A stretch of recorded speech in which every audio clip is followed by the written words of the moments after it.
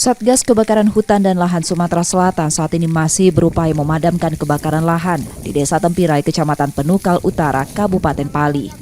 Proses pemadaman telah dilakukan sejak pekan lalu melalui jalur darat dan udara dengan bantuan helikopter waterbombing. Meski demikian, kondisi lahan di wilayah tersebut masih terus mengeluarkan asap. Lahan yang terbakar adalah lahan gambut tipis dengan kedalaman sekitar 50 cm. Kesulitan dalam menjangkau titik api dan kondisi lahan gambut yang memerlukan waktu lama untuk benar-benar padam menjadi tantangan utama. Selain itu, banyaknya bahan bakaran alami di lokasi juga berpotensi memicu munculnya titik api baru. Kabupaten Pali kini menjadi wilayah kelima di Sumatera Selatan yang menghadapi masalah kebakaran hutan dan lahan setelah 4 wilayah lain yang sudah menetapkan status siaga. Reski Oktora, Muklas Diferensial, Kompas TV, Palembang, Sumatera Selatan.